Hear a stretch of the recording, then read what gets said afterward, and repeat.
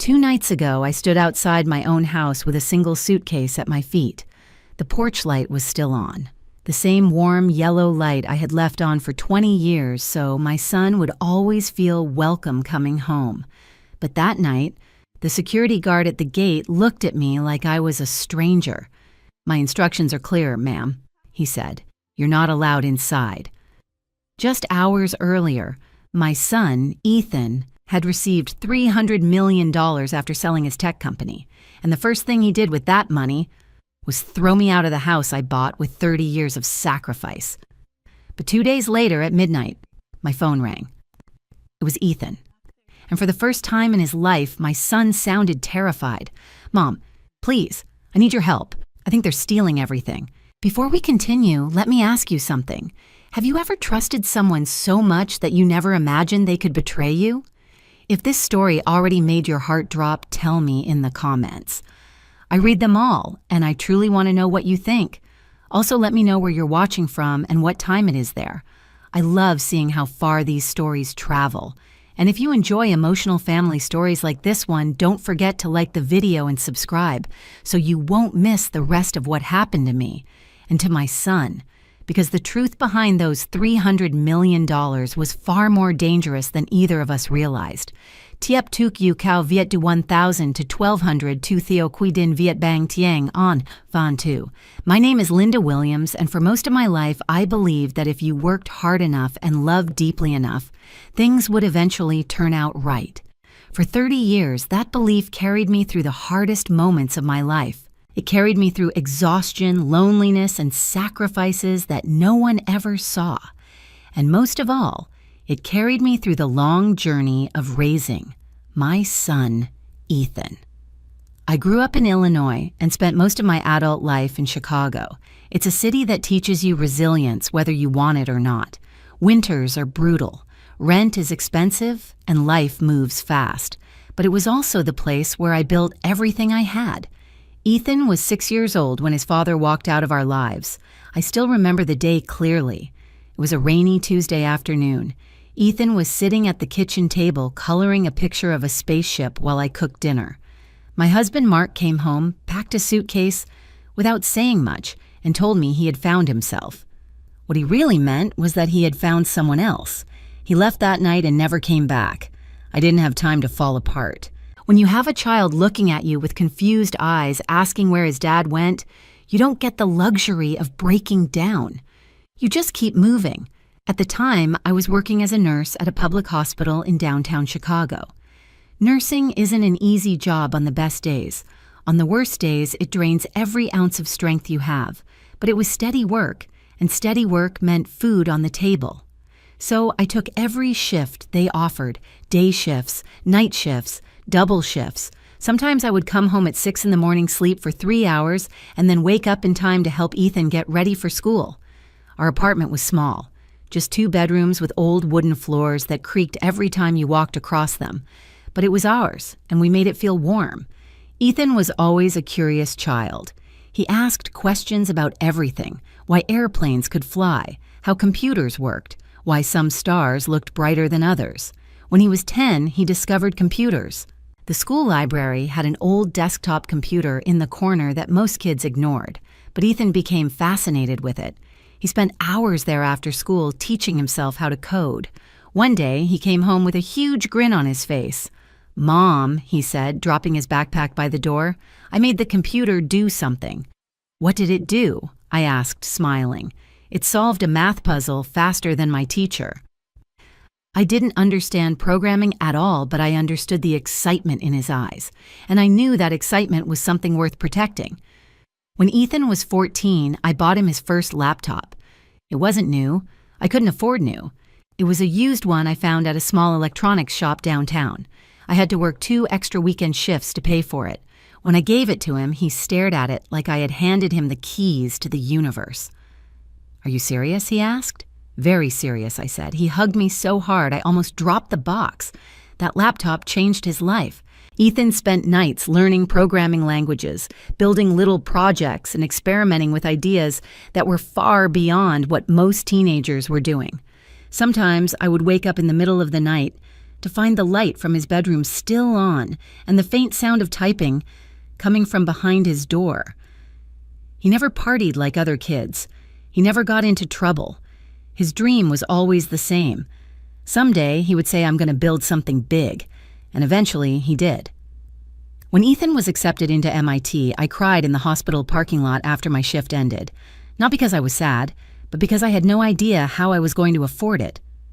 MIT was a world away from the life we had built. The tuition alone was more money than I'd ever seen in my bank account. But Ethan had worked too hard to let money stop him. So I did what mothers have always done. I found a way. I sold my wedding ring. I picked up more shifts at the hospital. I refinanced the small house I had managed to buy a few years earlier after saving every spare dollar I could. That house meant everything to me. It was the first real stability Ethan and I had ever known. But if losing it meant giving my son a chance at his future, I would have done it without hesitation. Luckily, Ethan received scholarships and financial aid that helped cover most of the cost, but there were still expenses housing books, travel, living costs. For 4 years, I worked harder than I ever thought possible, and every time I felt like giving up, I would remind myself why I was doing it. Ethan graduated near the top of his class. On the day of his graduation, he found me standing near the back of the crowd. I had just come off a night shift and probably looked like I hadn't slept in days. But when he walked across that stage wearing his cap and gown, I felt prouder than I had ever felt in my entire life. After the ceremony, he ran straight toward me. He wrapped his arms around me and said something I will never forget. "Mom," he said quietly, "one day I'm going to make all of this worth it." I laughed and told him he already had, but Ethan shook his head. "No," he said, "I'm serious. One day I'm going to build something so big that you'll never have to worry about money again." At the time, I thought he was just a young man full of ambition. I didn't realize he was telling the truth, because a few years later, my son would build a company that changed everything. A company that would eventually make him $300 million. And strangely enough, it would also be the beginning of the moment when I lost him. After Ethan graduated from MIT, he moved back to Chicago for a while. I remember the day he came home with 2 suitcases and a laptop bag, looking both exhausted and excited at the same time. "I'm not getting a normal job," he told me as he dropped his bags near the couch. I raised an eyebrow. "That sounds risky." "It is," he admitted. "But I have an idea." That idea would eventually become the company that changed both of our lives. At the time, though, it was just Ethan sitting at our dining room table with a laptop scribbling notes on napkins and whiteboards like a man possessed. He spent hours explaining things to me that I barely understood: artificial intelligence, cybersecurity, predictive threat detection. From what I could gather, Ethan believed companies were constantly being attacked by hackers, and the systems designed to protect them were always reacting too late. His idea was to build an AI system that could detect attacks before they even happened. He called the project Sentinel Shield. For the first year, it was just him. No office, no employees, just Ethan coding day and night in the small spare bedroom of our house. Sometimes I would wake up in the morning and find him asleep at the desk, his head resting next to the keyboard lines of code still glowing on the screen. "You can't keep doing this," I told him one morning as I poured coffee into a mug. "I'm close," he said, rubbing his eyes. "I can feel it. I didn't understand the technology, but I understood determination. And Ethan had always been stubborn in the best possible way. Still, determination doesn't pay bills. By the second year, things were getting tight. Ethan had burned through most of his small savings trying to keep the project alive. He had managed to hire 2 programmers from college who believed in his vision, but that meant salaries, equipment, and server costs. One night, he sat across from me at the kitchen table, looking more defeated than I had ever seen him. "I might have to shut it down," he said quietly. I put down the dish towel I had been holding. "What happened?" "The investors backed out," he explained. "They think the technology is too early. How much do you need?" I asked. Ethan looked up at me immediately. "Mom, no." But I already knew what he was thinking. How much, I asked again. He hesitated before answering. $40,000, to most people $40,000 might not sound like a fortune, But to me, it was nearly everything I had saved.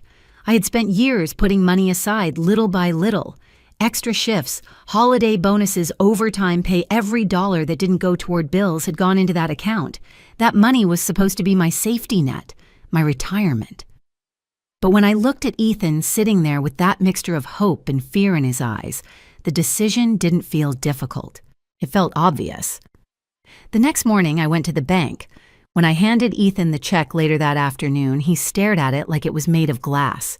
"You can't do this," he said. "I already did," I replied. He shook his head, clearly overwhelmed. "What if it fails?" "Then it fails," I said calmly, "but you'll know you tried." Ethan was quiet for a long moment, then he did something unexpected. He opened his laptop and pulled up a document. "If you're investing," he said, "then you deserve equity." "Ethan, no," he interrupted. "I'm serious." He typed a few lines, printed the document, and slid it across the table toward me. 5%, he said, "of Sentinel Shield." I laughed. "Ethan, honey, I don't need." "Yes, you do," he insisted. "You're the reason this company exists." I didn't argue with him any further. Not because I cared about ownership or profits, but because I knew it meant something to him. So I signed the paper and tucked it away in a folder with other documents I barely thought about afterward. At the time, that 5% felt like nothing more than a symbolic gesture. I had no idea it would someday become the most important piece of paper in my life. The next few years were a blur. Sentinel Shield slowly began gaining attention in the tech world. Ethan's software could detect unusual patterns in network traffic before attacks happened, something that cybersecurity experts had been struggling to accomplish for years. Small companies began using it first, then larger ones. By the 5th year, Ethan had a real office downtown and a team of nearly 40 engineers. I still remember the day he brought me there for the first time. The building was sleek and modern, filled with glass walls and bright screens displaying lines of code and security alerts. Ethan walked me through the office like a proud tour guide. "Mom, this is the operations floor," he said, pointing at a room full of analysts. "This is the AI training lab. And this," he added with a grin, "is my office." I couldn't stop smiling, not because of the fancy building or the expensive equipment, but because I could see how proud he was. "You did it," I told him. "Not yet," he replied. But he was wrong. He already had. 2 years later, everything changed again. It started with rumors that large tech companies were interested in acquiring Sentinel Shield. Ethan tried not to talk about it much, but I could tell he was nervous. Then one evening, he showed up at my house with a bottle of champagne. His hands were shaking. "Mom," he said, barely able to contain his excitement, "they made an offer." "Who did Helios Systems?" Even I had heard of Helios. They were one of the biggest cybersecurity companies in the world, and I asked cautiously. "They want to buy Sentinel Shield." How much, I asked.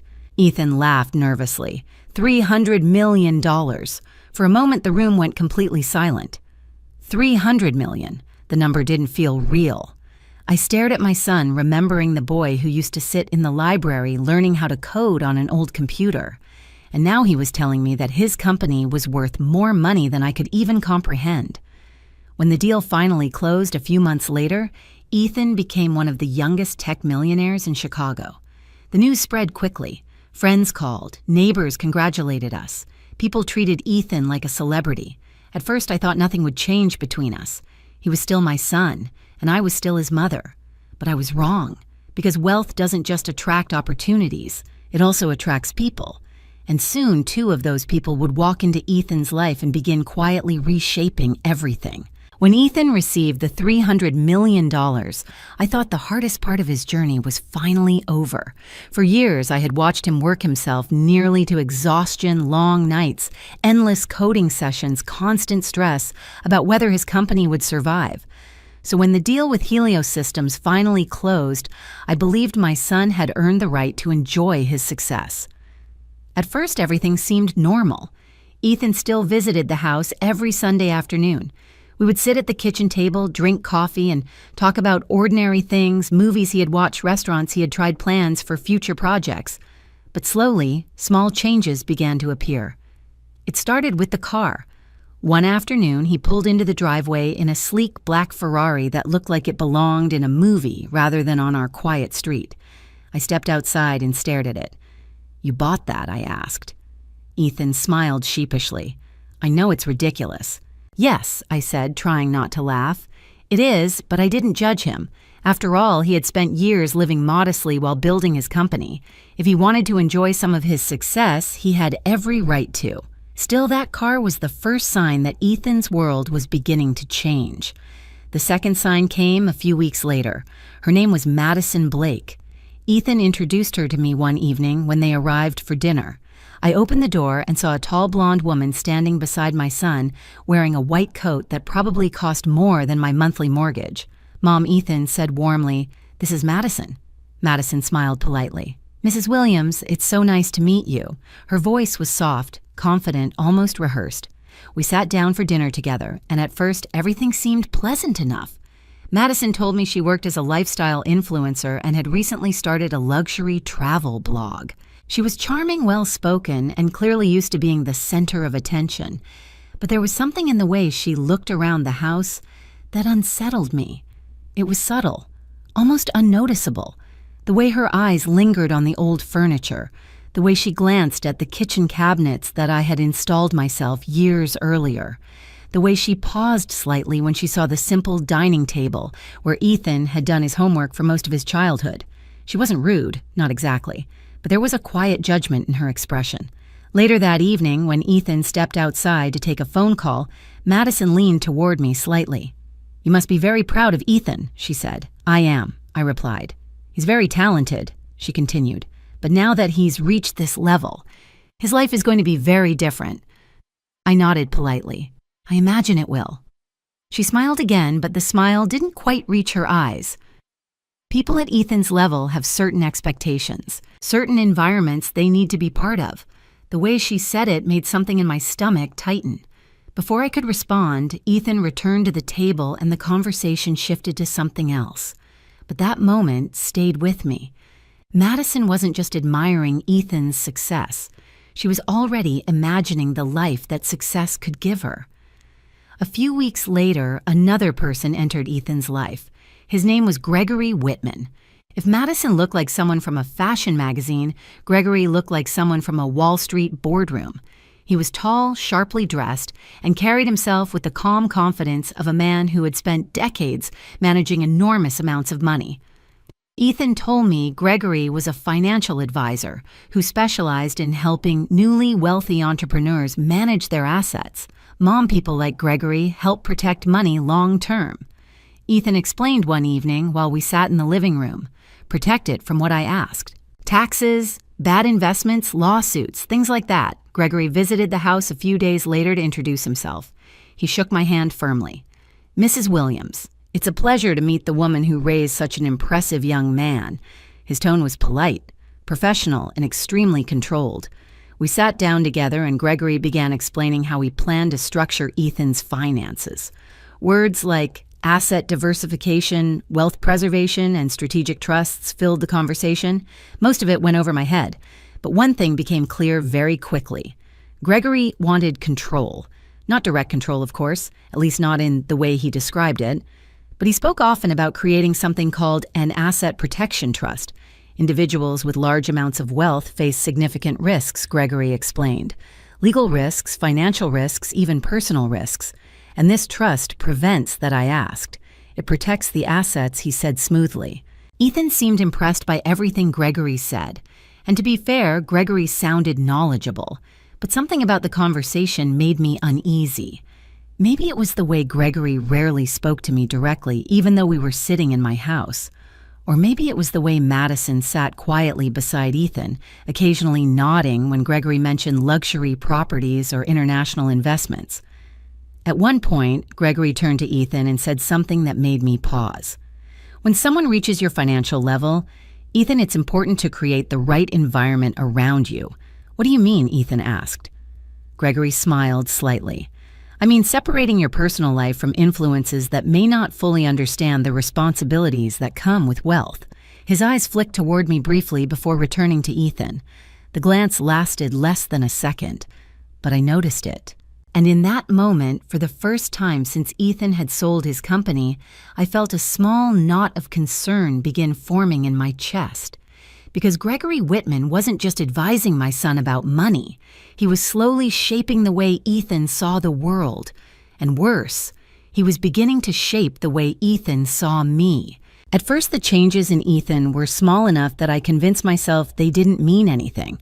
People change as they grow older. Success changes routines, schedules, and priorities. I tried to tell myself that what I was seeing was normal, but little by little, those small changes started becoming harder to ignore.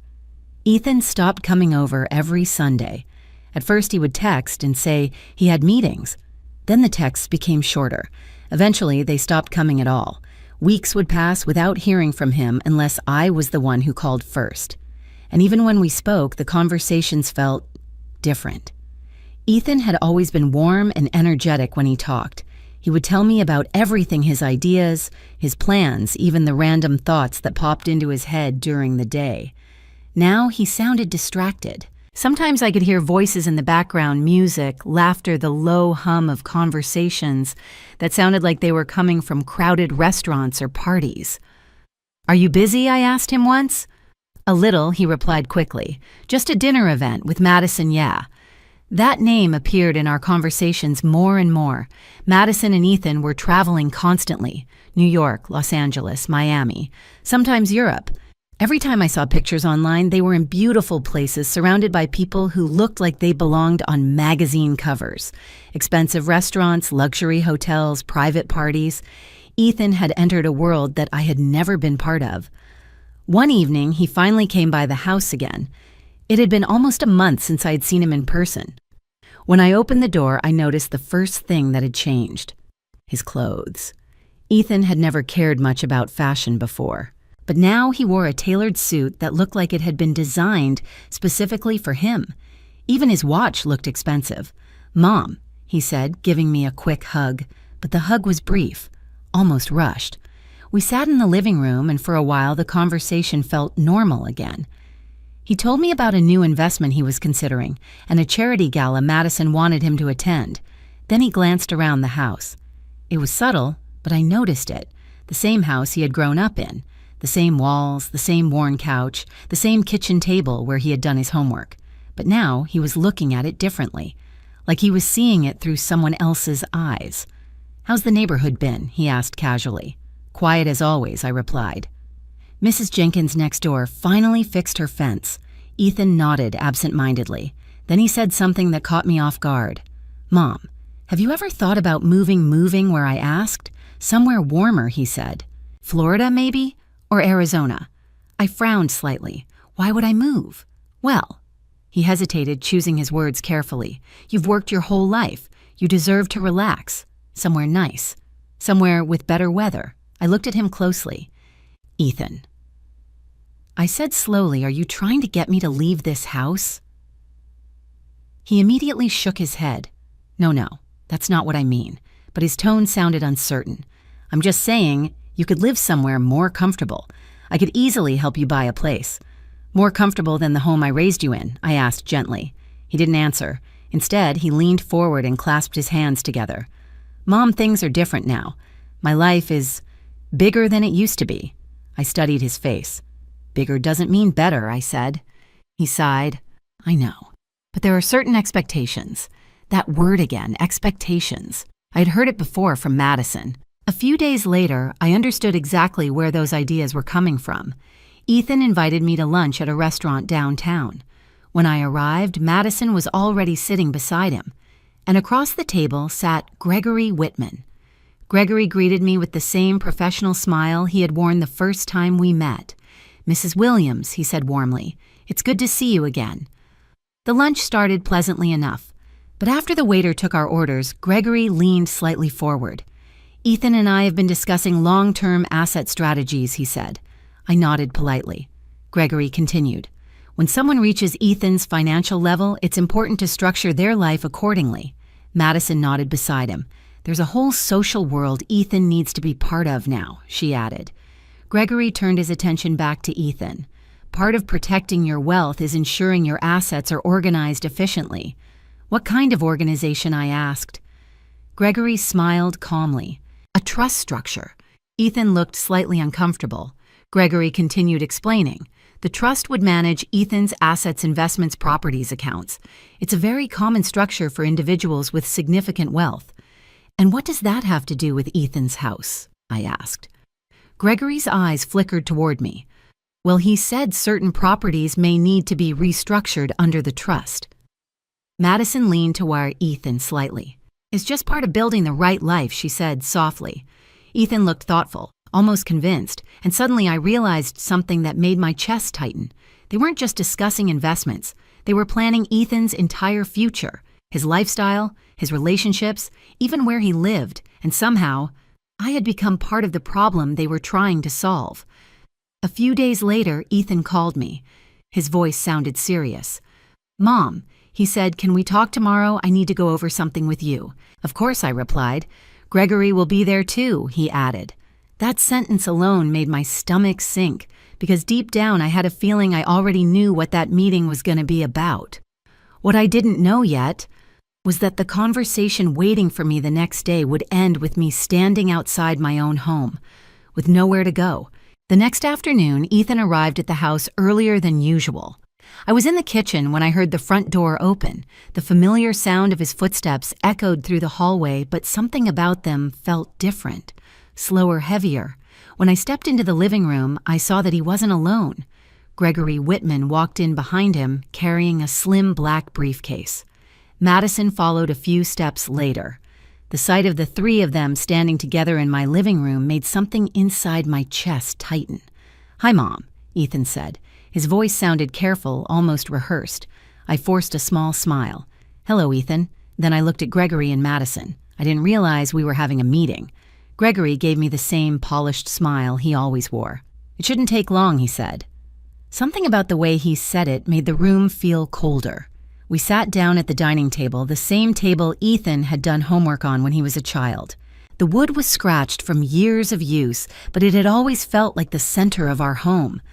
Gregory placed his briefcase on the table and opened it.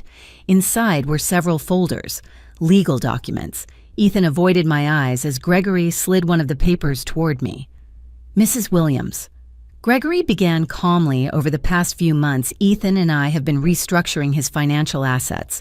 I didn't touch the papers." "What kind of restructuring?" I asked. Gregory folded his hands neatly on the table. "As I explained previously, individuals with Ethan's level of wealth face numerous legal and financial risks.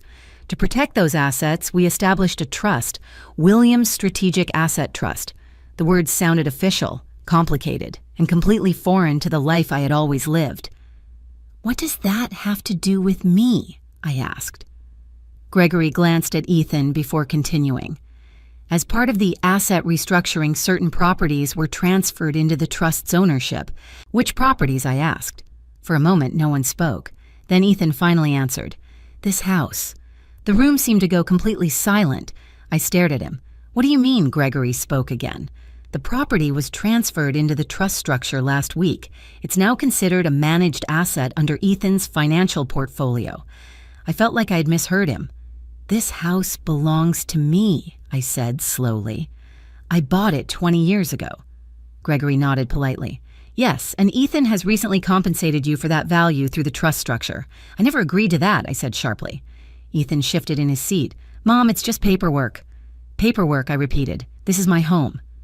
Madison finally spoke. Her voice was calm, almost soothing. "Linda, Ethan is simply organizing things the way successful people do. It's very normal." I looked directly at her. "I'm not talking to you." She leaned back in her chair, slightly offended.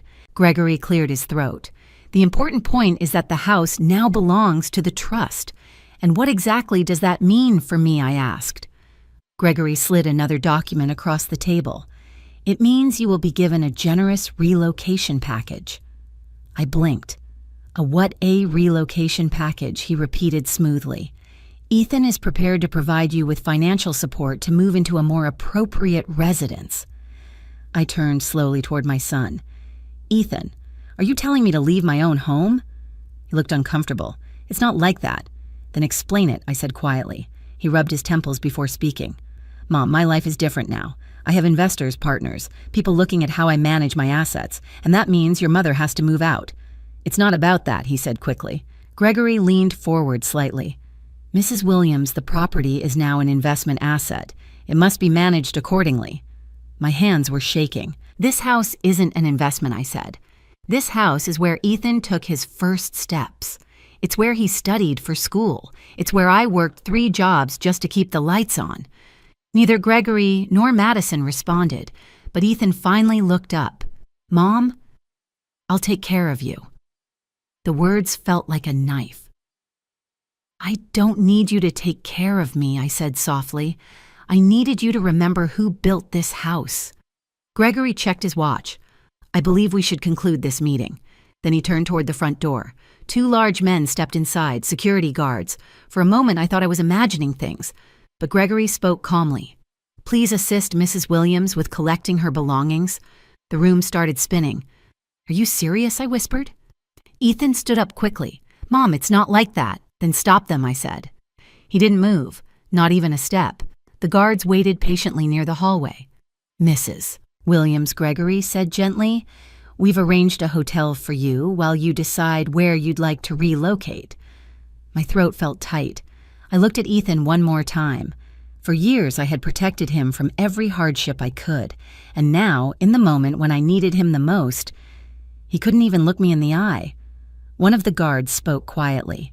Ma'am, we'll help you gather your things. I walked upstairs in silence. Every step felt unreal. I packed 1 suitcase, just the essentials, clothes, my medications, a few photographs. When I came back downstairs, Ethan was standing near the door. For a moment, I thought he might finally say something, anything, but all he managed was a quiet sentence. I'm sorry, Mom. I walked past him without answering. Outside, the evening air felt colder than usual. I stepped onto the driveway and looked back at the house. The same house I had spent decades protecting. The same house I had worked endless nights to afford. Now I was standing outside it like a stranger. The security guard closed the door behind me. And just like that, I had nowhere left to go. That night, I stayed in a small motel on the edge of the city, the kind of place people only use when they have no other choice. The carpet smelled faintly of old cleaning chemicals, and the air conditioner rattled loudly every few minutes, like it was trying to remind me that I wasn't supposed to be there for long. A single lamp sat on the nightstand beside the bed, casting a dim yellow light across the room. I placed my suitcase on the floor and sat down slowly.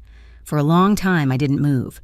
30 years of memories had been locked behind that front door, and somehow I was now sitting in a place where the wallpaper was peeling, and the window looked out over a parking lot filled with trucks. My own son had done this. That thought kept repeating in my mind like an echo. Not a stranger, not a thief, not a bank. My son.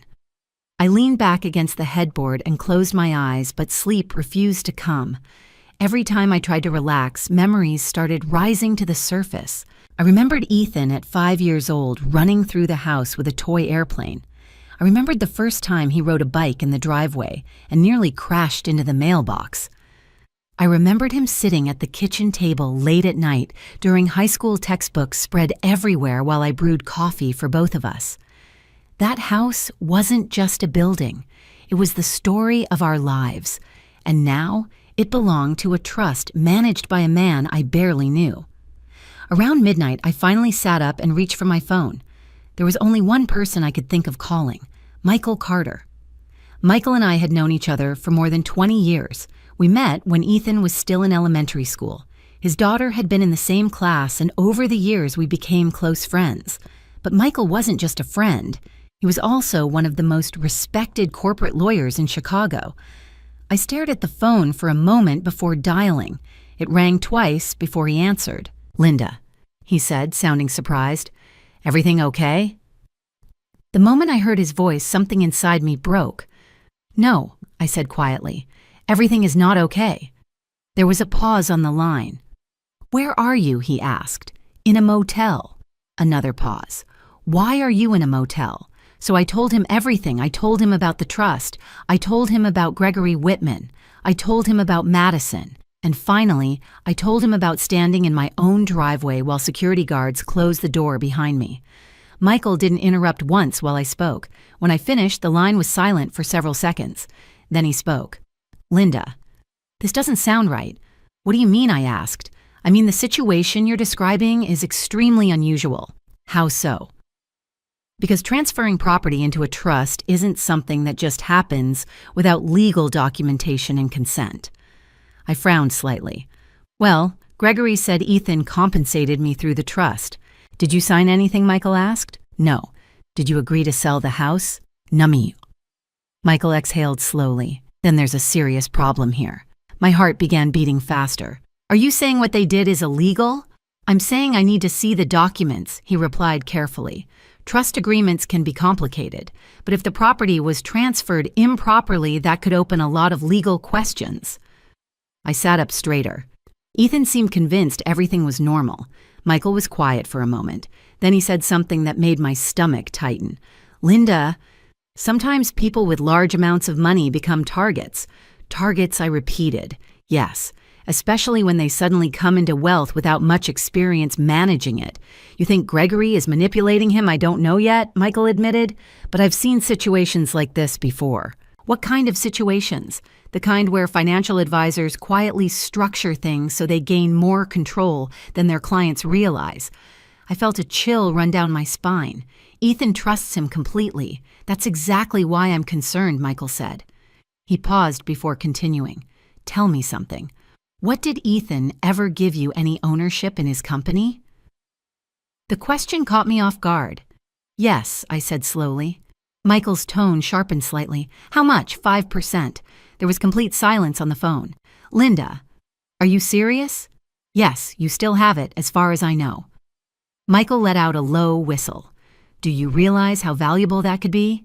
I never really thought about it, I admitted. Well, you should, he said, because if the company was sold for $300 million, your share could be worth tens of millions. My mind struggled to process the number. I didn't invest for the money, I said. I know, Michael replied gently, but the law doesn't care why you invested. He continued, if your shares were never transferred into Ethan's trust, then you might still hold independent ownership. And that matters, I asked. It matters a lot, he said, because shareholders have rights.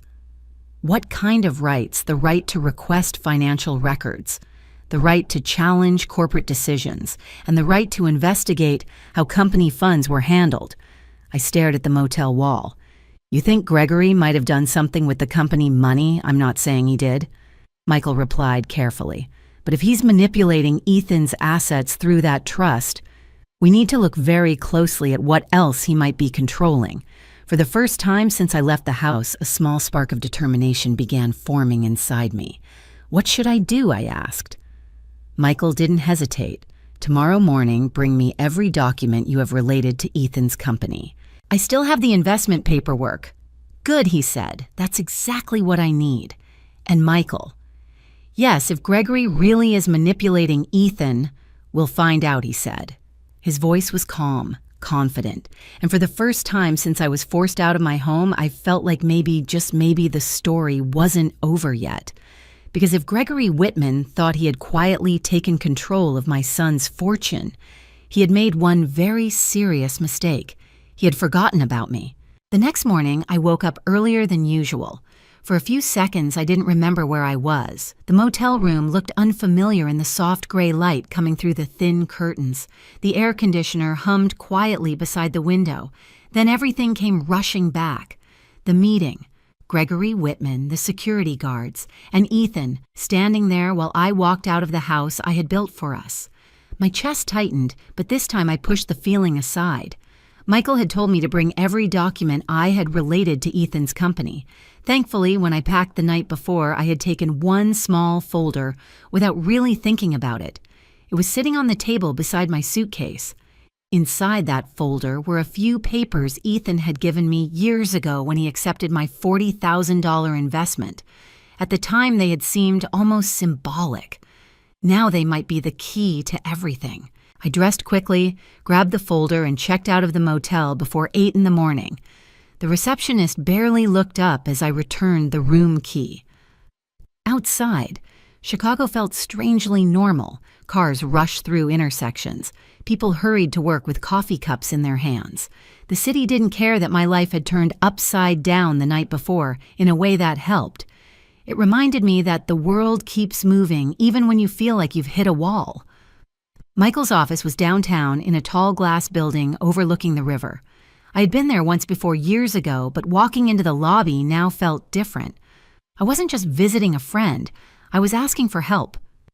The receptionist directed me to the 22nd floor.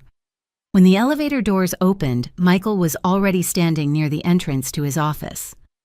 "Linda," he said, giving me a quick hug, "you look like you didn't sleep." "I didn't," I admitted. "Let's take a look at those documents." We sat down at a large conference table. Sunlight poured through the floor-to-ceiling windows behind him, reflecting off the polished surface of the table. I handed him the folder.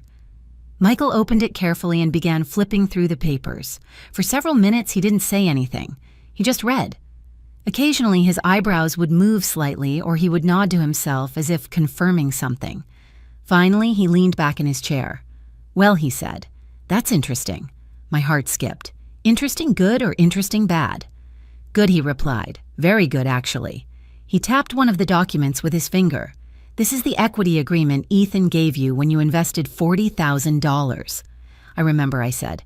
"It gives you 5% ownership of Sentinel Shield Technologies. That's what Ethan said at the time." Michael nodded. "And more importantly, I see no evidence here that your shares were ever transferred into the trust Gregory created." I frowned. "What does that mean?" "It means Gregory may control Ethan's money," Michael said, "but he does not control your shares. So he continued, leaning forward slightly. "That gives you legal standing." "Standing for what?" "What?" asked questions. He opened another folder on his desk and began writing notes. "Let me explain something," he said. "When a company is acquired for hundreds of millions of dollars, the transaction creates a long trail of financial records. Okay, those records include details about how money moved, who authorized transactions, and what financial advisors were involved. And my shares let us see that. Potentially, yes." He looked up at me. "Especially if we believe someone involved in the transaction might have misused their authority." I thought about Gregory Whitman, the way he had spoken with such calm confidence, the way Ethan had trusted every word he said. "You really think he might be stealing from Ethan?" I asked quietly. Michael didn't answer immediately. Instead, he pulled up something on his computer. "This is Gregory Whitman," he said, turning the screen toward me. I leaned forward. The screen showed a professional biography page from a financial consulting firm. Gregory's picture looked exactly the same as the man who had stood in my living room. The same confident smile, the same perfectly tailored suit. Michael clicked another link, then another. After a moment, he pointed at a line on the screen. "See that?" I squinted slightly. "What am I looking at?" "A company Gregory advised 5 years ago," Michael said. "What happened?" 3 years after he joined them as a financial consultant, their CEO lost control of several major accounts due to a restructuring agreement. Lost control. "Yes, and Gregory. He left the firm shortly afterward." My stomach twisted. "Are you saying he did this before I'm saying his career history raises questions?" Michael replied. "And if Gregory structured Ethan's trust the same way." He didn't finish the sentence, but he didn't need to. I understood. If Gregory had quietly written himself into Ethan's financial structure with enough authority, he might have the power to move money without Ethan realizing it. And if Madison Blake was involved, then Ethan might not just have made a bad financial decision. He might have been manipulated from the beginning. Michael closed the laptop and folded his hands. "Linda, I need to ask you something. What do you know how much Ethan actually has access to?" "Right now, I don't," I admitted. Michael nodded slowly. "That's exactly what concerns me." Just as he said that, my phone vibrated on the table. I glanced down at the screen. My heart jumped. It was Ethan. Michael noticed immediately. "Answer it," he said. I hesitated for a second before picking up. "Hello?" For a moment there was nothing but breathing on the other end. Then Ethan's voice came through. And it sounded completely different from the confident man I had spoken to only 2 days earlier. He sounded terrified. "Mom, what is it, Ethan? They froze everything. What do you mean?" "My accounts," he said. "All of them. I can't access anything." Michael's eyes locked onto mine from across the table. "What happened?" I asked. Ethan's voice was shaking now. "I tried to move money this morning. The bank said I don't have authorization. That doesn't make sense. I called Gregory, he continued. He's not answering. And Madison. She's gone. My heart sank. What do you mean gone? She left the penthouse last night. Her phone's off. I can't reach her. There was a long pause. Then Ethan said something that made the entire room feel colder. Mom, I think they took everything. Michael slowly pushed his chair back from the table. His expression had become completely serious, because in that moment it was suddenly clear. Gregory Whitman hadn't just helped my son manage his money, he'd been preparing to take it. For a few seconds after Ethan said those words, neither Michael nor I spoke. The silence in the conference room felt heavy. On the phone, I could hear Ethan breathing quickly like someone who had just finished running. Ethan, I said carefully. Slow down and tell me exactly what happened. I woke up this morning and tried to transfer money to another account, he said. The bank told me I didn't have authorization. That doesn't make sense, I replied. It's your money. That's what I said, he answered. But they told me the account is under the trust structure Gregory created.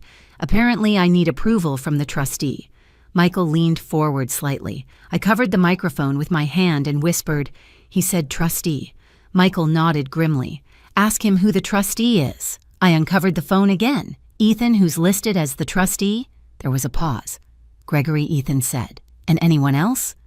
Another pause. Yes, who Madison? I closed my eyes for a moment. Michael exhaled quietly across the table. So they both control the trust, I asked. Apparently, Ethan said. But that wasn't supposed to happen. What do you mean? Ethan's voice sounded smaller now. Gregory told me he would help manage things temporarily while we set up the structure. I thought it was just paperwork. Michael shook his head slowly. I could already see the conclusion forming in his mind. Ethan, I asked gently, did you read the documents before you signed them? Silence. Then Ethan answered, not all of them. My heart sank. How many documents did you sign? I don't know, he said quietly. A lot. Did Gregory explain them to you? Yes, but I trusted him. Michael leaned closer and whispered, ask if Gregory had transfer authority. Ethan, I said, did Gregory have permission to move money within the trust? Yes, he said immediately. And Madison Gregory added her as co-trustee last week. My chest tightened. Why? Ethan hesitated. He said it would create balance. Balance, I repeated. He said it was good for tax protection and personal oversight. Michael closed his eyes for a moment. Even without saying anything, I could see exactly what he was thinking. Gregory had slowly built a structure that allowed him and Madison to control Ethan's money, and Ethan had signed everything. Where are you right now? I asked my son. At the penthouse. Are you alone? Yes. Did Gregory leave any documents there? I think so, Ethan said. There's a whole cabinet full of them. Michael gestured for the phone. Put it on speaker, he whispered. I pressed the button. Ethan, Michael said calmly, this is Michael Carter. Mr. Carter. Ethan sounded surprised. Yes, your mother is with me. There was a brief pause. Okay. Good, Ethan said quietly. Ethan, Michael continued, I need you to answer a few questions honestly. Okay. Did Gregory ever explain that the trust structure would allow him to freeze your personal access to funds? Numpio? Did he tell you he and Madison would have equal authority over financial transfers? Numdu? Michael nodded slightly as if confirming a suspicion. Ethan, you may have signed a structure that gave Gregory and Madison operational control over your assets. Ethan's voice cracked slightly. You mean, they can just take the money. Michael chose his words carefully. Technically, they may have the authority to move funds if the trust agreement allows it. Are you serious? Yes, but that's fraud. Not necessarily, Michael replied. If you signed the documents voluntarily. There was a long silence on the phone. Then Ethan spoke again. But Madison disappeared. Yes, Michael said calmly, and Gregory won't answer his phone. That's not surprising. Why? Michael leaned back slightly. Because if they've already transferred money out of the trust accounts, they may be trying to disappear. The word disappear seemed to echo in the room. Ethan's breathing grew faster again. How much could they take? He asked. Michael didn't answer right away. Instead, he looked at me. Then he finally spoke. If they structured the trust correctly, potentially everything inside it. Ethan whispered something under his breath. I couldn't hear what it was. Mom, he said after a moment. Yes, I think I made a huge mistake.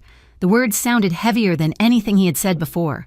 For years, Ethan had been confident about every decision he made, but now that confidence had completely collapsed. "What should I do?" he asked. Michael spoke again. "First, don't panic." "Easy for you to say," Ethan replied bitterly. "Second," Michael continued, "gather every document Gregory gave you. Okay, third, do not sign anything else. No new agreements, no digital confirmations, nothing. Got it." And finally, Michael said, "We need to review the trust agreement immediately." Ethan hesitated. "There's something else," he said quietly. "What?" I asked. "The bank told me something strange." Michael's eyes narrowed slightly. "What did they say?" "They said there was a transfer request scheduled. A transfer to where Michael asked." Ethan swallowed. "I don't know exactly, but it looked like an offshore account." Michael's expression turned serious. "Ethan," he said firmly, "we need those documents now." "I can bring them," Ethan said. "Bring them where I asked." There was a long pause. Then Ethan spoke again, and this time his voice sounded completely broken. "Mom, can I come see you?" My heart twisted slightly. Just 2 days earlier, my son had stood silently while I was thrown out of my own house. Now he was asking for help. "Where are you?" he asked. I looked across the table at Michael. He gave me a small nod. "We're downtown," I said quietly. Another pause. Then Ethan whispered something I never thought I would hear from him. "Mom, please. I don't know who else to trust anymore." About 40 minutes after the call ended, Ethan arrived at Michael's office. I saw him through the glass wall of the conference room before he even stepped inside. For a moment, I barely recognized him. 2 days earlier, he had stood in my living room wearing a perfectly tailored suit surrounded by people who treated him like a rising star in the world of wealth and power. Now, he looked like someone who hadn't slept in days. His hair was messy, his shirt was wrinkled, and the dark circles under his eyes made him look years older than he actually was. He carried a cardboard box filled with folders and papers. When he walked into the room, he stopped for a second when he saw me. "Mom," he said quietly. I nodded. "Hello, Ethan." The room felt awkward. 2 days earlier, we had stood on opposite sides of the front door of my house. Now we were sitting across from each other at a conference table like strangers. Michael broke the silence. "Let's see what you brought." Ethan placed the box on the table and began pulling out stacks of documents. Trust agreements, bank authorizations, investment portfolios. Some of them looked like they had never even been opened. Michael began sorting through them, carefully reading each page with the patience of someone who had done this work for decades. Ethan sat beside him, rubbing his hands together nervously. "I didn't realize how many documents Gregory had me sign," he said. "That's usually how these structures work," Michael replied calmly. "What do you mean they overwhelm clients with complexity?" Michael said, flipping through another page. "The more paperwork involved, the less likely people are to question it." Ethan looked down at the table. "I feel like an idiot." I didn't respond, not because I wanted to punish him, but because I didn't know what to say yet. After nearly 20 minutes of reviewing documents, Michael stopped at a thick packet labeled Williams Strategic Asset Trust Agreement. "This is the one," he said. He began reading it carefully. Minutes passed, then 10 minutes, then 15. Finally, Michael leaned back slowly in his chair. "Well," he said quietly, "that's worse than I expected." Ethan stiffened. How bad? Michael turned the document toward him. "You signed a structure that gives Gregory Whitman operational authority over nearly all assets placed inside the trust. But I thought it was just management," Ethan said. Michael nodded. "That's how it was presented to you. What does the document actually say?" Michael tapped a paragraph halfway down the page. It says, "The trustees Gregory Whitman and Madison Blake have discretionary authority over financial transfers for the purpose of asset management." Discretionary authority, Ethan repeated. "That means they can move money. Without my approval? If they claim it's part of asset management, yes." Ethan ran both hands through his hair. "This can't be real." "It's real," Michael said. He flipped to another section. "And it gets worse." How? Ethan asked. Michael pointed again. "You also signed a clause stating that the trust structure limits your personal withdrawal access without trustee approval." Ethan stared at the page. "So, they can freeze me out of my own money?" "Yes." Ethan leaned back in his chair, staring at the ceiling. For a moment, no one spoke. Then he let out a short, bitter laugh. I built a company worth $300 million, he said, and I managed to sign it away in less than 3 months. Michael didn't react. Instead, he flipped through several more pages. Then he stopped again. Wait. What? Ethan asked quickly. Michael leaned closer to the document. Something doesn't make sense. He turned toward Ethan. Did Gregory ever ask about your original investors? Original investors? Ethan repeated. Anyone who owned part of the company before the acquisition.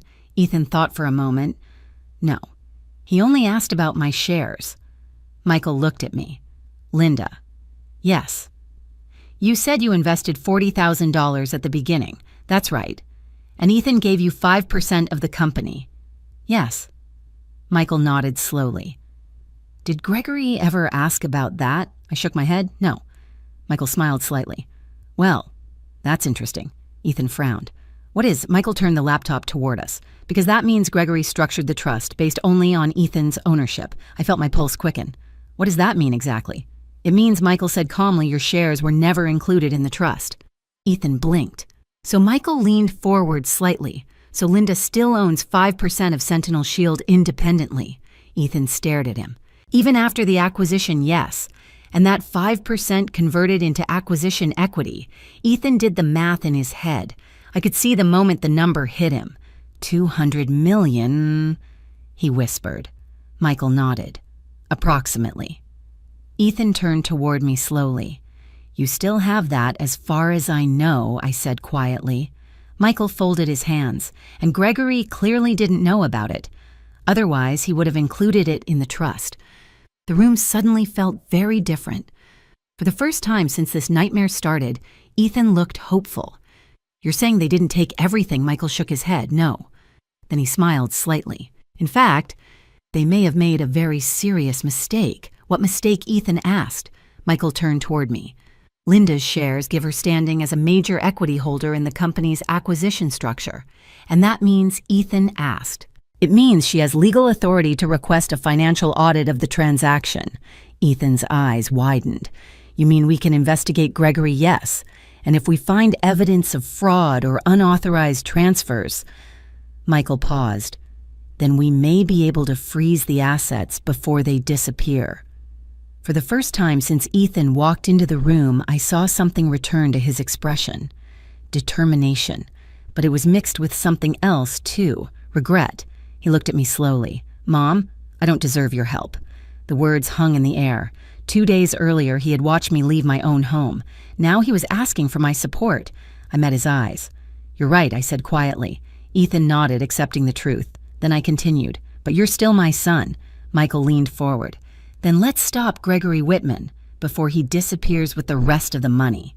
Because now, for the first time, we had the leverage to fight back.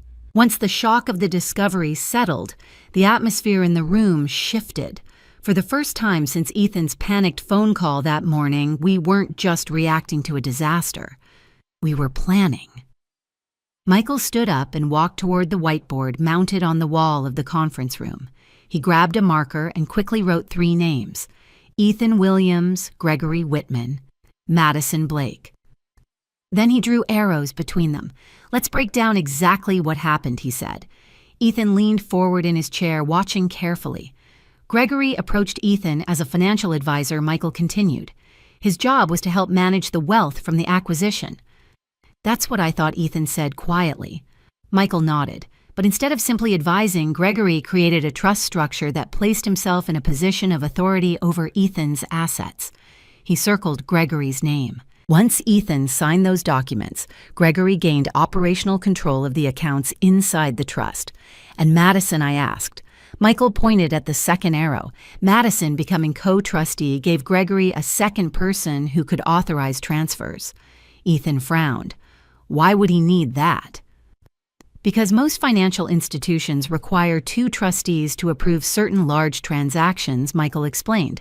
So Madison was basically his partner, Ethan said. Exactly. The realization made Ethan's face tighten again. Do you think they planned this from the beginning, he asked. Michael paused. It's possible. He tapped the whiteboard again. Let's consider the timeline.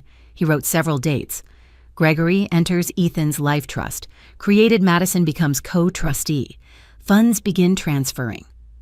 Michael turned toward Ethan. When did Madison and Gregory first meet? Ethan thought for a moment. About 2 months after the acquisition deal closed. And how soon after that did Gregory create the trust? Maybe 3 weeks. Michael nodded slowly. That's fast. Ethan stared at the board. You think they were working together the entire time? It's certainly possible, Michael said, but we need proof. He erased part of the board and wrote 2 new words. Financial transfers audit. Michael turned toward me. Linda, this is where your shares become extremely important. How? I asked. Because as an equity holder, you have the legal right to request financial documentation from the acquisition transaction. What kind of documentation? Ethan asked. Bank transfer records, Michael replied.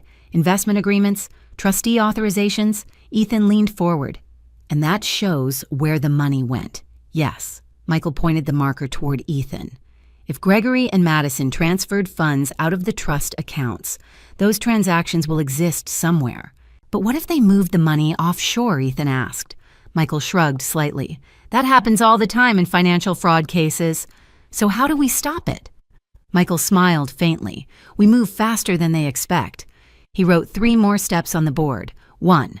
Request financial audit. 2. Notify acquisition firm. 3.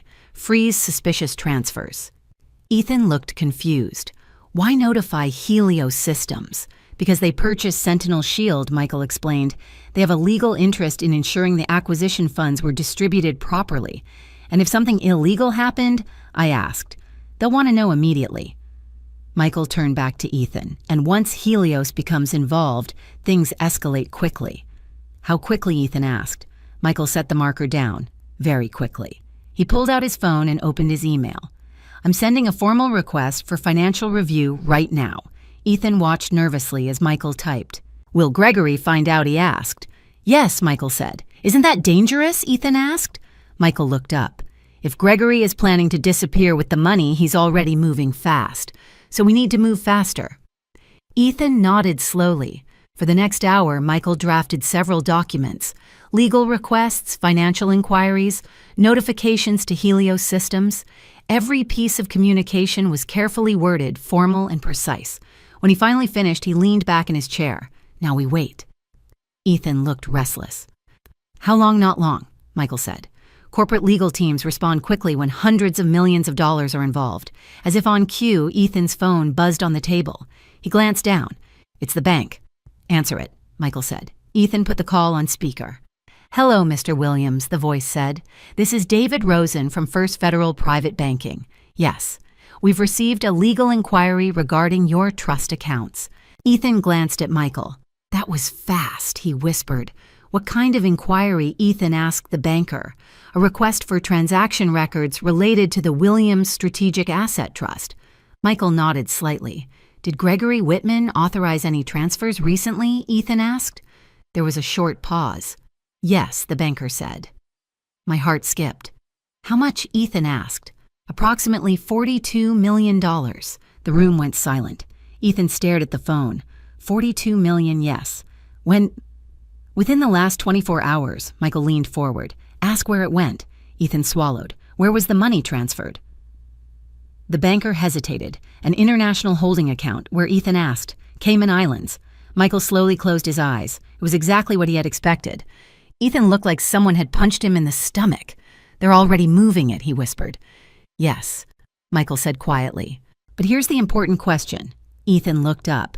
Can the transfer still be frozen? The banker hesitated again. That depends. On what? On whether a formal fraud investigation is opened. Michael reached for his phone again. Well, he said calmly, then it's time to involve the people who handle investigations. Ethan frowned, who Michael looked directly at him. The FBI. Because if Gregory Whitman and Madison Blake thought that they could quietly steal millions and disappear, they were about to discover something. They had just declared war on the wrong family. Within 2 hours of Michael contacting the authorities, everything began moving faster than I could have imagined. Until that morning, Gregory Whitman had seemed untouchable. He spoke like a man who had everything under control. He dressed like someone who belonged in boardrooms filled with powerful executives. And Ethan had trusted him with the kind of money that could change generations of lives. But now, the situation had shifted. Because once financial fraud crosses a certain threshold, it stops being a private problem. It becomes a federal one. By early afternoon, 2 agents from the FBI's Financial Crimes Division arrived at Michael's office.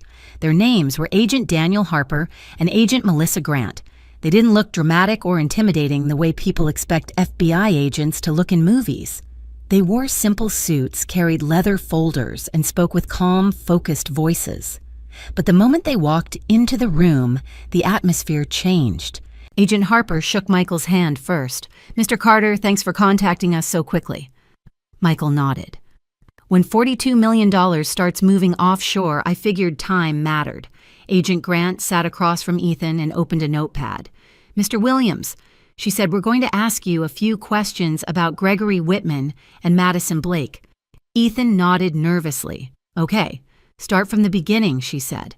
"When did you first meet Mr. Whitman?" Ethan took a breath. "About 3 months after my company was acquired. Who introduced you?" "A private wealth management firm in New York." Agent Grant wrote something down. "And Madison Blake, I met her at a charity event. Did she know Gregory before you did?" Ethan hesitated. "I'm not sure." Agent Harper leaned forward slightly. "Did Gregory ever encourage Madison to become involved in your financial decisions?" "Yes," Ethan admitted. "He said it was good to have someone close to me as a co-trustee." Agent Grant glanced up from her notes. "And you agreed to that?" "I trusted him." Harper nodded. "That's common in these cases. I spoke up for the first time since the agents arrived. You've seen this before?" Agent Harper looked at me. "Yes, ma'am.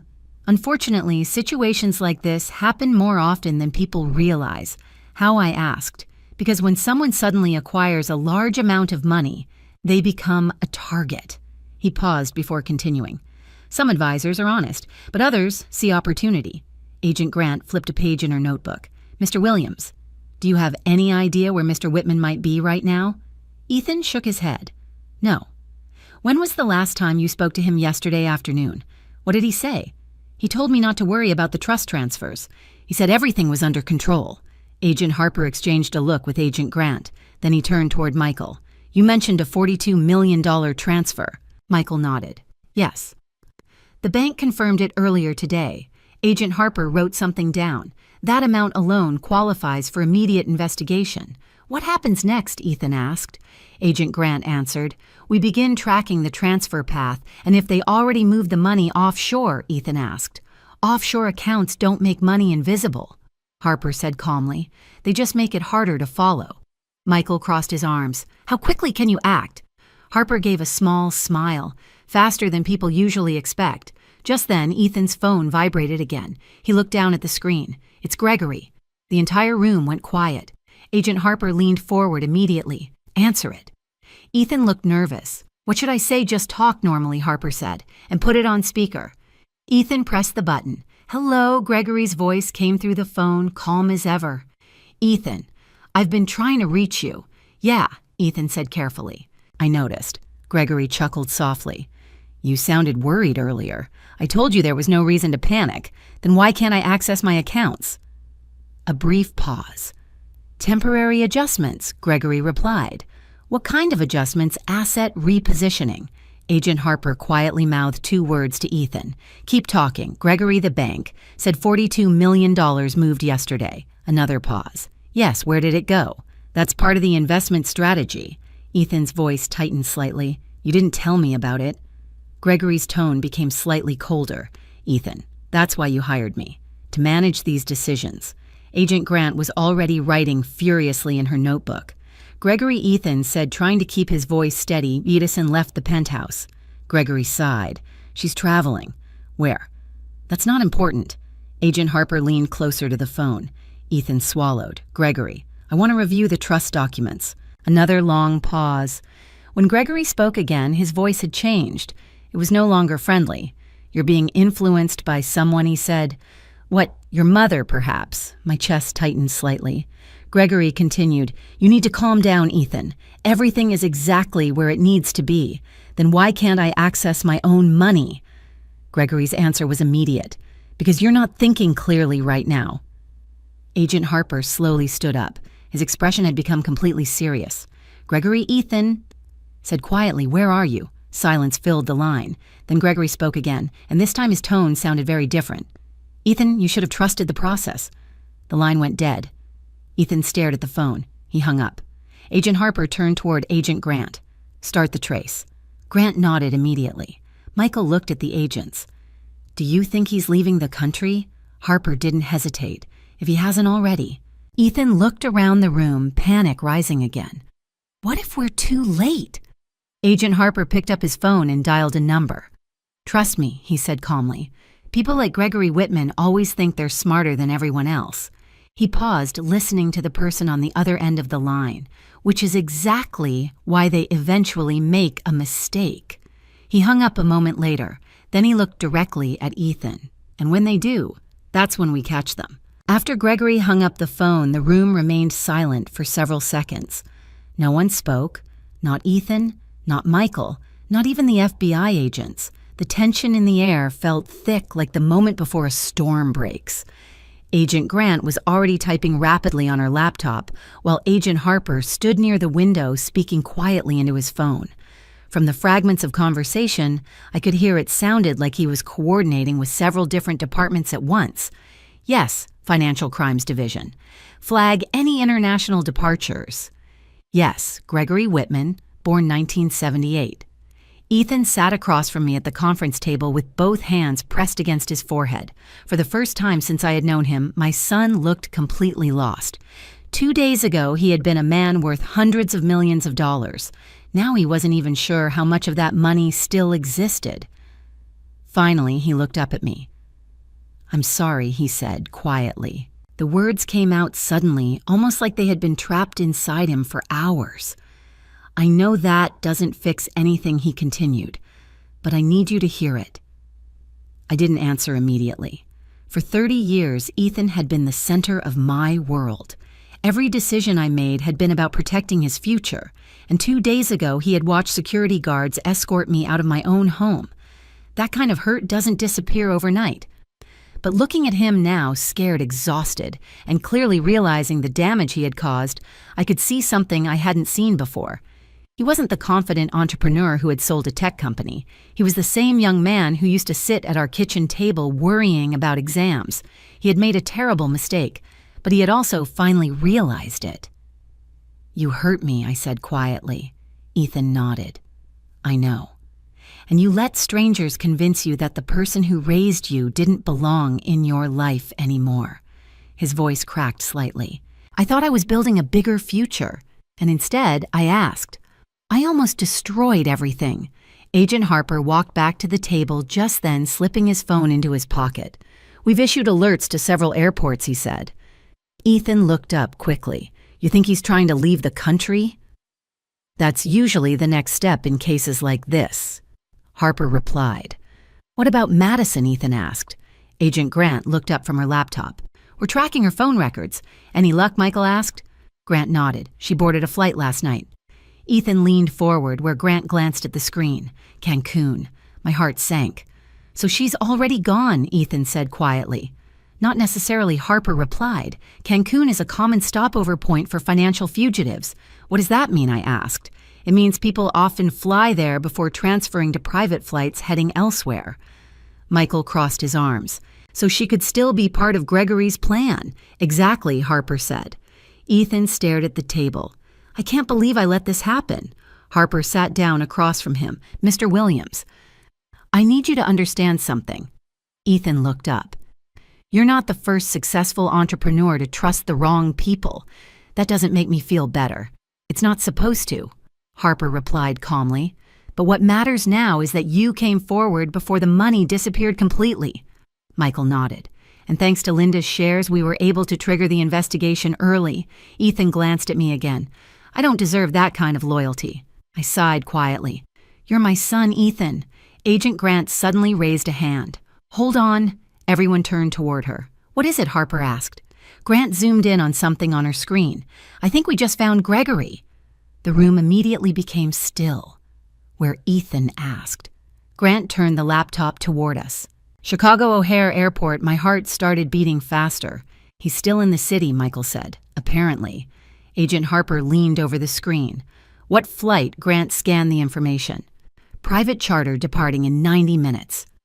Ethan stood up abruptly. So he's leaving? Harper nodded. Yes. Can you stop him? Ethan asked. Agent Harper gave a small smile. That's exactly what we're about to do. He grabbed his phone again. Airport security is already on standby, he said while dialing. Within minutes, the room turned into a whirlwind of activity. Calls were placed, documents were sent, warrants were prepared. I sat quietly while everything unfolded, watching the situation move faster and faster. Just yesterday, Gregory Whitman had seemed like the most powerful person in Ethan's world. Now federal agents were preparing to arrest him. Ethan stood near the window, staring out at the city's skyline. I trusted him with everything he said quietly. Michael joined him. That's how people like Gregory operate. How they gain trust slowly, Michael explained. Then they create structures that look legitimate. And once everything is signed, Ethan said, they take control. Agent Harper hung up his phone. We're heading to the airport, he said. Ethan looked surprised. Now, yes, can I come? Ethan asked. Harper shook his head. No, why not? Because you're a victim in this case, Harper said, and we need you available here. Ethan nodded reluctantly. Harper turned toward the door. Agent Grant and I will handle the arrest. Before leaving, he looked back at Ethan. If Gregory Whitman thinks he can walk onto a plane with $42 million and disappear... He paused. He's about to have a very bad afternoon. The agents left quickly. The door closed behind them. For a long moment, none of us moved. Ethan finally sat back down. You know, he said quietly, 2 days ago I thought I was the smartest person in the room. Michael raised an eyebrow. And now Ethan looked at me. Now I realized the smartest person in the room was the one I pushed out of my own house. Ket Thuk Pan 13, Tiap Tuk Yu Kao Viet Du 1000 to 1200 to Theo Quy Din Viet Bang Tiang An, Pan 14. The next 2 hours felt longer than the entire week that had led up to them. After Agent Harper and Agent Grant left for the airport, the conference room fell into a strange kind of silence. The city outside the windows continued moving, like nothing unusual was happening. Cars crossing bridges, people walking along the river, office workers rushing between buildings. But inside that room, everything felt suspended in time. Ethan sat with his hands clasped together, staring down at the table. Michael occasionally checked his phone, waiting for updates. And I sat there quietly trying to process everything that had happened over the last 48 hours.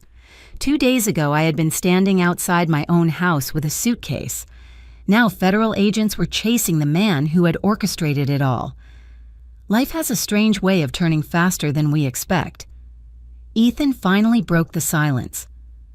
Mom, he said softly. I looked at him. Yes, I've been thinking about something. What the house? The word hung in the air for a moment.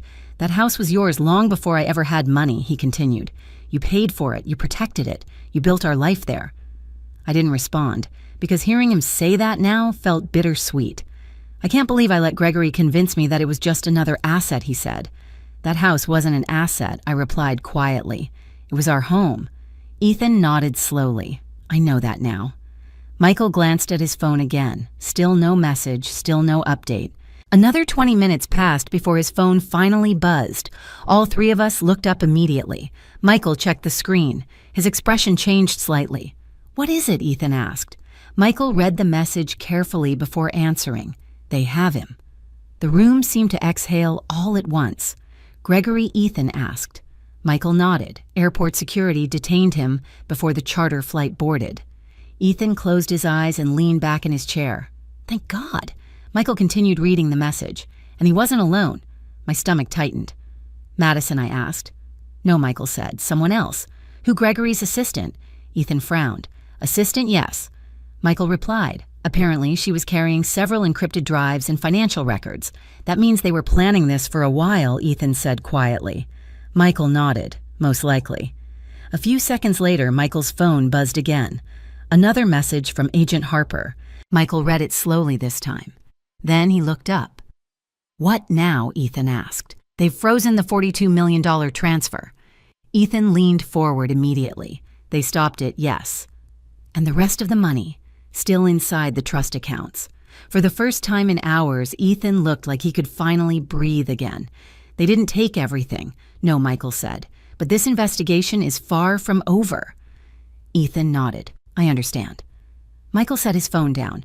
Gregory and Madison will likely face multiple charges: financial fraud conspiracy, possibly money laundering.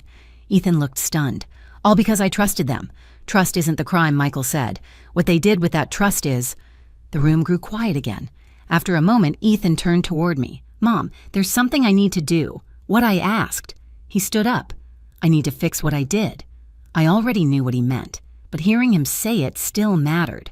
The house is still technically in the trust structure, he explained, but now that Gregory is under investigation, we can reverse the transfer. Michael nodded.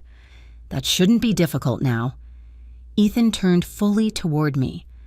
I want the house back in your name. That isn't necessary, I said. Yes, it is. He walked closer to the table. I took something from you that never belonged to me in the first place. His voice was steady now. Tomorrow morning, we're transferring full ownership back to you. I studied his face carefully. For the first time since this nightmare began, I saw the Ethan I had raised. Not the millionaire, not the man surrounded by luxury and advisors. Just my son. The same boy who once promised to make all my sacrifices worth it. I don't need a house to forgive you, I said quietly. I know, he replied, but I need to give it back anyway. Michael stood up and straightened his jacket. I'll prepare the documents. Ethan nodded. Then he turned back to me. Mom? Yes. Can you come home tomorrow? The word home hit me harder than I expected. For 2 days, I had been wandering through a life that no longer felt stable. Now the possibility of returning felt both comforting and strange. Maybe, I said. Ethan smiled slightly. That's fair. Michael gathered his papers. I'll send everything to the property office tonight. With the investigation underway, they'll approve the reversal quickly. Ethan exhaled slowly. You know, he said, what Michael asked. 2 days ago, I thought money made me powerful. Michael raised an eyebrow. And now Ethan looked at me. Now I realize money can disappear overnight. He paused. But family, that's the one thing you can't replace once you lose it. The room fell quiet again. And for the first time since this nightmare started, the future didn't feel quite as uncertain. Because sometimes the worst mistakes in life force us to see what truly matters. And Ethan had finally begun to understand that lesson. The next morning, I woke up in the same motel room where I had spent the previous night. But something about the air felt different. Not because the room had changed. The peeling wallpaper was still there. The rattling air conditioner was still humming in the corner. The parking lot outside still looked exactly the same. But for the first time since I had been forced out of my house, I didn't feel like I'd lost everything, because the truth had finally started to surface, and the people responsible for the chaos were no longer in control. I checked out of the motel around 9 in the morning. Michael had already called earlier to tell me the legal paperwork was nearly finished. Give me another hour, he had said. Then we'll meet at the house. The house. Just hearing those words again felt strange. For 48 hours I had believed that part of my life was over, but life has a way of circling back when you least expect it. When I arrived at Michael's office, Ethan was already there. He looked more rested than the day before, though the exhaustion was still visible in his face. The events of the past 2 days had clearly shaken him, but something else had changed too. The arrogance that had crept into his behavior over the past few months was gone. In its place was something quieter, humility. Michael walked into the conference room holding a folder. It's done, he said. Ethan stood up immediately. That fast, Michael nodded. Once Gregory Whitman was arrested, the trust authority he held was suspended. That allowed us to reverse several transfers quickly. And the house? Ethan asked. Michael opened the folder and slid a document across the table toward me. The property has been legally restored to Linda Williams. For a moment, I didn't move. I just stared at the paper. It felt surreal. 48 hours ago, I had been escorted out of that house like a stranger. Now the law had quietly corrected what should never have happened. Ethan watched my expression carefully. You should have never lost it in the first place, he said. I picked up the document and looked over the legal language. It was official, final. The house was mine again. Ethan let out a slow breath. "Can we go there?" he asked. Michael smiled slightly. "I think that would be appropriate." The drive across the city felt longer than usual. Chicago's streets were busy as always, but for me, every block carried a different memory. Ethan had learned to ride a bike on one of those sidewalks. He had attended elementary school only a few blocks away. We had celebrated birthdays, graduations, and holidays in that house, and now we were returning to it together. When the car finally pulled into the driveway, I felt my chest tighten.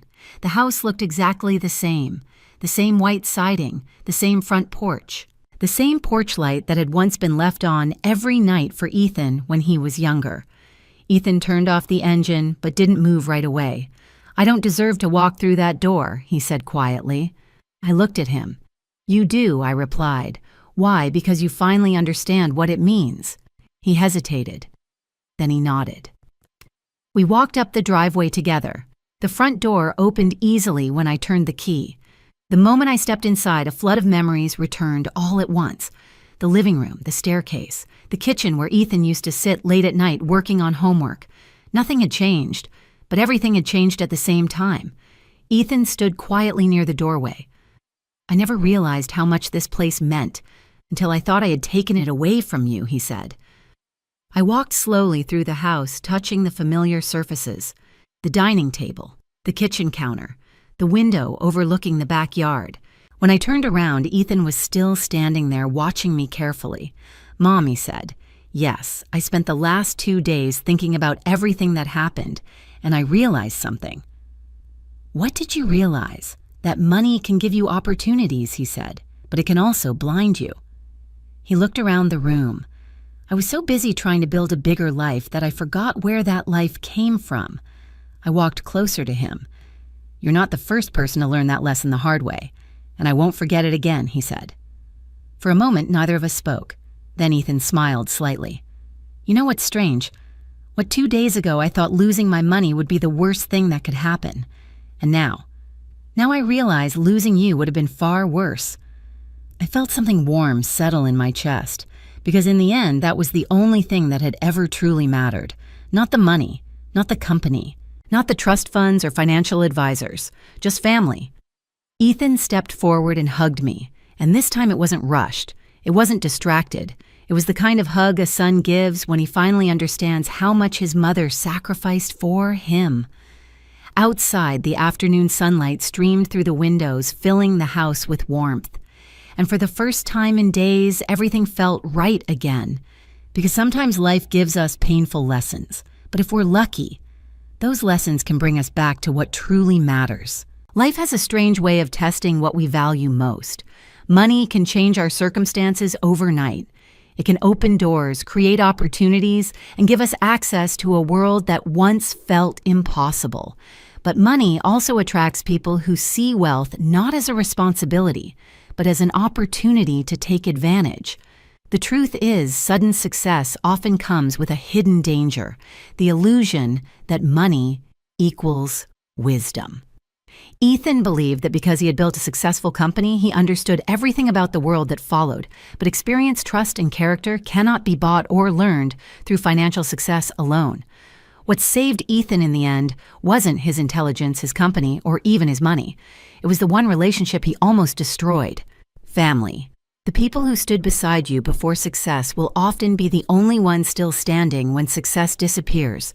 And sometimes, the hardest lesson we ever learn is realizing that the people who truly love us are not impressed by our wealth. They simply want us to remain the person they raised. So I want to ask you something. If you suddenly received $300 million tomorrow, do you think it would change the way you see the people in your life? Would you still trust the same people? Would you still listen to the same advice? Tell me what you think in the comments. And if this story moved, you don't forget to like the video and subscribe to the channel. Stories like this remind us that behind every success story there are human choices, and sometimes those choices matter far more than the money itself. Thank you for being here and listening.